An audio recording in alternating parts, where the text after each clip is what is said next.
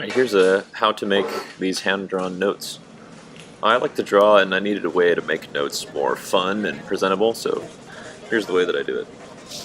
So the first step is to have notes. You need to know what you're about to write.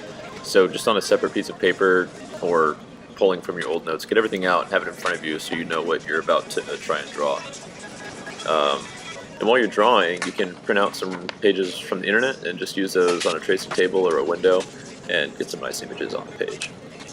You'll just need pens, paper, scanner, and a computer.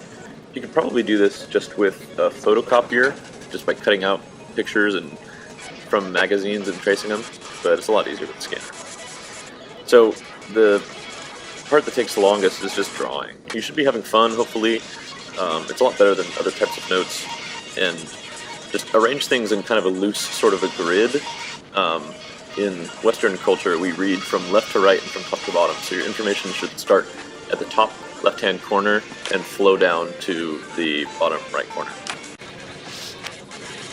Then you need to throw it in a scanner and get it on a computer and start working with it in Illustrator. So once you've got your page opened, just make a project that's the same size as your page, and then you're going to want to place your JPEG file directly onto that. Don't open the JPEG, place it into a new project. I'm just going to resize it here and get it to be the nice size that I want. And then you're going to want to image trace it, which will convert all of your lines that you drew in a pen into lines that the computer understands.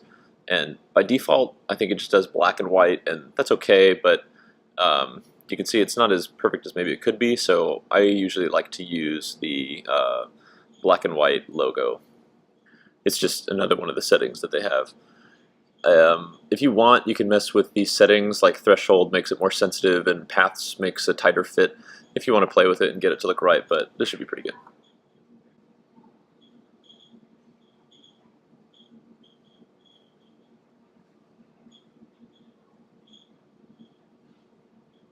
So now you want to hit this button up here, expand, and it'll change those all into lines, which is nice. Use the selection tool and double click on the background. Make sure you have just the background selected and go ahead and delete it. So now we've got just the lines and we can start to work with them. So I'm just going to zoom in here. The next thing we're going to do is convert these shapes into something that the computer understands. So just use the lasso tool or press Q, and I'm going to really carefully circle this shape so we can color it in. And when it's selected, go up here to Object, and then Image, or Live Paint, and hit Make. And now the computer, well, let's see, let's just click out of there. But now we're going to use this Live Paint bucket here.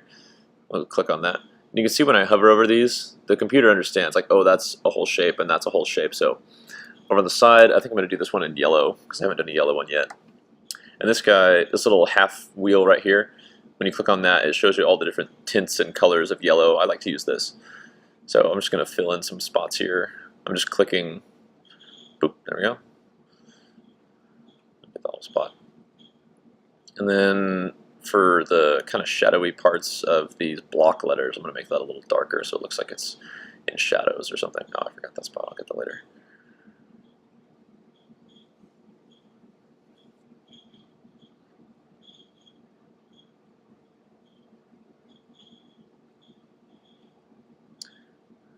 And let me get the highlight spots and fill these in.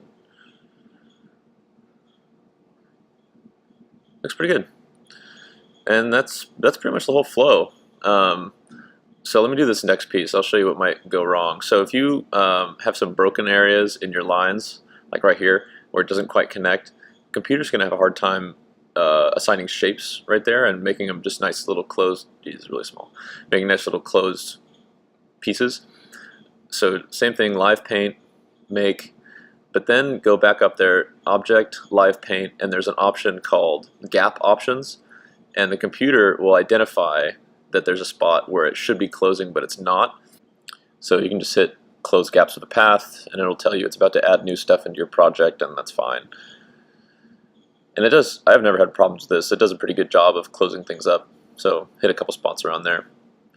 Now I'll go and get that Live Paint bucket tool again, and make sure I've got the right colors selected. You can see it fixed all that for me. So I'll go back to yellow, get the shades. Let's make this kind of like a light so it doesn't compete with the top. You know, fill those right in. And then another shadowy part I'll put down there. I like using the shades or the color guide up there because it makes it really easy just to pick one main color and then stick with it the whole time. It can be a little finicky though sometimes. Right here I thought I was using the right colors, but really it unselected the yellow that I was using the color guide with. It's just make sure you always have the right color selected. Oh, dang it. Changing them all the wrong colors. I gotta figure out how to like lock in the color that I want so I don't have to go back. Let me just show you right here. This is a spot that it fixed where it's supposed to touch, and it just lines right over it. Does a pretty nice job. Same thing over here. So I'm going to speed through the rest of this, but I'm going to go ahead and hit all these little numbers and my shapes and make shapes out of them and fill them all in.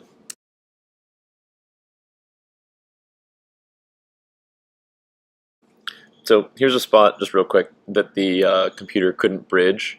And so just using the white selection, which is the direct selection, just grab one of those little anchors on the corner and pull it across so that it intersects with something across the gap.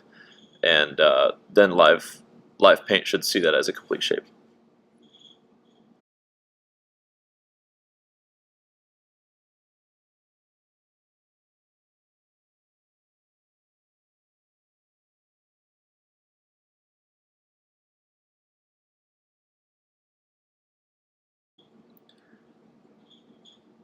Okay, so that's that. What I'm going to do now is add a little bit more color in places where you didn't just have a filled in shape. So add a new layer and make sure that it's behind your first layer. I'm going to go ahead and lock the first layer. That has all my lines, so don't mess anything up. And then instead of the Live Paint bucket, we're going to use the blob brush tool right here. And since we have the background layer selected, it's going to be putting stuff behind our lines.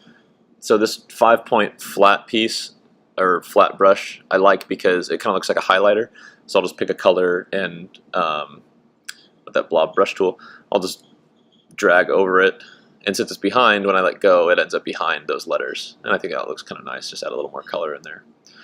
Kind of like highlight important stuff.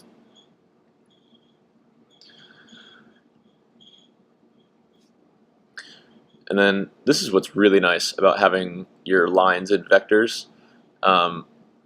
Using the lasso tool, or I guess you can just use any selection tool, you can just directly select mistakes and delete them with the delete key, and then grab the text that you do want and just bring it right into place. This is also great, just getting rid of specific letters.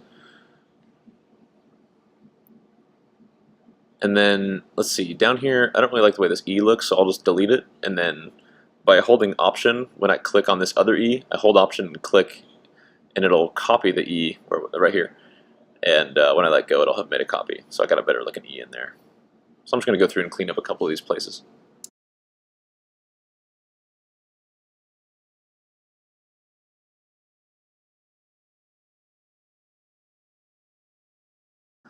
All right, so just by filling in with the Live Paint bucket tool and using the blob tool to add colors to the background, we've got this nice looking piece. The last thing is I just select everything and make sure that it's nice and centered in the page, and this is ready to print. I hope this was helpful. Send me an email or something if you have any questions, but have fun making better notes.